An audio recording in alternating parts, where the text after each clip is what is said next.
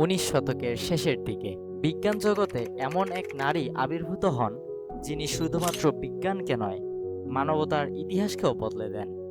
Mary কুরি প্রথম নারী হিসেবে নোবেল পুরস্কার এবং সেই সঙ্গে বিজ্ঞান জগতে চিরকালীন প্রভাব রেখে গেছেন।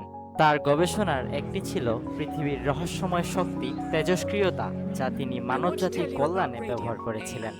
আজ আমরা জানব ম্যারি কুরির বৈজ্ঞানিক যাত্রা, তার সংগ্রাম এবং তার অবিস্মরণীয় অবদান সম্পর্কে।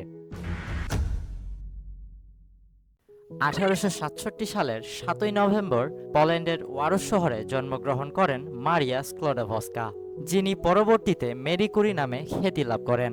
তার বাবা ছিলেন গণিত ও পদার্থবিজ্ঞানের শিক্ষক এবং মা ছিলেন একজন স্কুল প্রধান।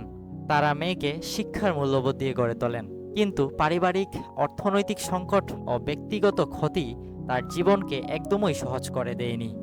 মেরির মায়ের অকাল মৃত্যু এবং পরিবারের অর্থনৈতিক দুরবস্থা ছোটবেলাতেই মেরিকে শিক্ষা দেয় কিভাবে জীবনের কঠিন সময় মোকাবিলা করতে হয়। এই সময় থেকেই মেরির শিক্ষায় নিজের ভালোবাসা এবং বিজ্ঞান সম্পর্কে গভীর আগ্রহ প্রকাশ করেন। তবে মেরির স্বপ্ন ছিল আরও বড়। 1891 সালে তিনি প্যারিসে পাড়ি জমান। সেখানে সরবন বিশ্ববিদ্যালয়ে পদার্থবিজ্ঞান ও রসায়নের ওপর পড়াশোনা শুরু করেন। সেই সময়ে সমাজে নারী হিসাবে উচ্চশিক্ষা নেওয়া ছিল খুবই কঠিন, কিন্তু মেরির দৃষ্টিকল্পনা তাকে এগিয়ে নিয়ে যায়। প্যারিসে তার জীবন খুব সহজ ছিল না। অর্থের অভাবে কখনো কখনো তাকে না খেয়েও থাকতে হতো, কিন্তু তার কাছে একমাত্র গুরুত্বপূর্ণ ছিল তার জ্ঞান ও বিজ্ঞান। তার অসাধারণ অধ্যবসায় তাকে ধীরে ধীরে অন্যদের থেকে আলাদা করে তোলে। 1994 সালে ম্যারি কুরির জীবনে আসে একটি নতুন অধ্যায়। পিয়েরে কুরি একজন দক্ষ পদার্থবিদ, যিনি তেজস্ক্রিয়তার উপর গবেষণা করছিলেন। তাদের সম্পর্ক এক দাম্পত্য বন্ধনের চেয়ে বড় কিছু ছিল। তারা একসঙ্গে বিজ্ঞানের জন্য নিজেদেরকে উৎসর্গ করেছিলেন। তাদের যৌথ গবেষণার ফলে তারা 1998 সালে আবিষ্কার করেন পলোনিয়াম এবং রেডিয়াম, দুটি নতুন তেজস্ক্রিয় উপাদান। এই আবিষ্কার তৎকালীন বৈজ্ঞানিক জগতে অভাবনীয় সাড়া জাগায়। তাদের গবেষণার স্বীকৃতিস্বরূপ 1903 সালে মেরি এবং পিয়েরে কুরি যৌথভাবে পদার্থবিজ্ঞানে নোবেল পুরস্কার লাভ করেন। এটি ছিল মেরির প্রথম নোবেল পুরস্কার, যা তাকে বৈজ্ঞানিক মহলে আন্তর্জাতিক পর্যায়ে পরিচিতি এনে দেন। তাদের কাজ তেজস্ক্রিয়তা নিয়ে নতুন যুগের সূচনা করে। তবে 1906 সালে মেরি কুরির জীবনে এক বড় আঘাত আসে। পিয়েরে কুরি একটি দুর্ঘটনায় মারা যান, যা মেরির জন্য এক ভয়ঙ্কর অধ্যায় তৈরি করে। কিন্তু তিনি থেমে যাননি। গবেষণার প্রতি তার ভালোবাসা এবং জ্ঞানের প্রতি তার আবেগ তাকে একাই আরও কঠিনভাবে গবেষণায় নিযুক্ত করে। মেরি পিয়েরের মৃত্যুতে ভেঙে পড়লেও বিজ্ঞান তার একমাত্র বন্ধু ছিল। তিনি একা তেজস্ক্রিয়তা নিয়ে আরও গভীরভাবে গবেষণা শুরু করেন এবং তার অগ্রগতি বজায় রাখেন।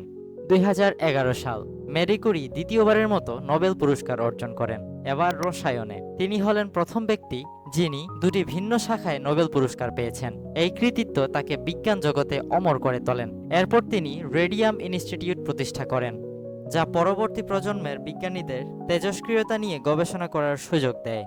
প্রথম বিশ্বযুদ্ধ শুরু হলে ম্যারি কুরি তার বৈজ্ঞানিক জ্ঞানকে মানুষের সেবায় উৎসর্গ করেন। যুদ্ধের সময় এক্স-রে মেশিনের ব্যবহার ছিল আহত সৈনিকদের জীবন বাঁচানোর এক অন্যতম উপায়। ম্যারি কুরি তৈরি করেন পেটিট কুরি এক্স-রে মেশিনযুক্ত মোবাইল ইউনিট, যা সরাসরি যুদ্ধক্ষেত্রে সৈনিকদের ক্ষত নির্ণয়ে ব্যবহৃত হতো। তিনি কেবল একজন বিজ্ঞানীই ছিলেন না, মানবতাবাদীও ছিলেন, যিনি তার কাজকে মানব কল্যাণে ব্যবহার করেছিলেন।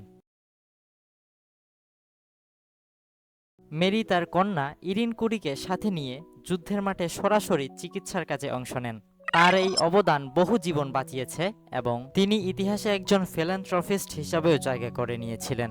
যদিও ম্যারি কুরি বৈজ্ঞানিক সাফল্যের চূড়ায় ছিলেন, তবুও তার জীবনের শেষ দিনগুলো সুখকর ছিল না। তেজস্ক্রিয় উপাদানের সংস্পর্শে আসার কারণে তার শরীরে তেজস্ক্রিয়তার প্রভাব পড়তে শুরু করে। তবুও তিনি বিজ্ঞানকে ছেড়ে যাননি। তিনি শেষ মুহূর্ত পর্যন্ত কাজ করে গেছেন এবং তেজস্ক্রিয়তার রহস্য উদ্ঘাটনের প্রচেষ্টায় লিপ্ত ছিলেন। 1934 সালে দীর্ঘকাল তেজস্ক্রিয় উপাদানের সংস্পর্শে থাকার কারণে ম্যারি কুরি লিউকেমিয়ায় আক্রান্ত হয়ে মৃত্যুবরণ করেন। কিন্তু তার মৃত্যুতে তার বৈজ্ঞানিক অগ্রযাত্রা থেমে যায়নি। তার আবিষ্কার রেডিয়াম এবং পলোনিয়াম কেবল তেজস্ক্রিয়তার ধারণাই বদলে দেয়নি, এটি ক্যান্সার চিকিৎসার একটি নতুন পথ সূচনা করেছে। তার গবেষণা আজও আধুনিক চিকিৎসা বিজ্ঞানের এক গুরুত্বপূর্ণ ভিত্তি। মেরি কুরির জীবনের গল্প একটি অনুপ্রেরণার গল্প।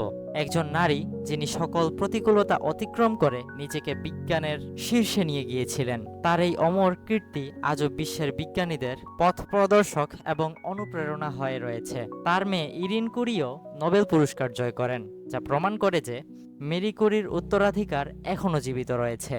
মেরি কুরির জীবনের কাহিনী এক সাহসী যাত্রার প্রতীক। তার কাজ ও গবেষণা আজও আমাদের পথ দেখায় এবং তার এই অবদান চিরকালীন। তিনি ছিলেন বৈজ্ঞানিক দুনিয়ার এক বিস্ময়কর আলোকবর্তিকা, যিনি শুধু জ্ঞানকেই আলোকিত করেননি, বরং মানবতার জন্য এক দৃষ্টান্ত স্থাপন করে গেছেন।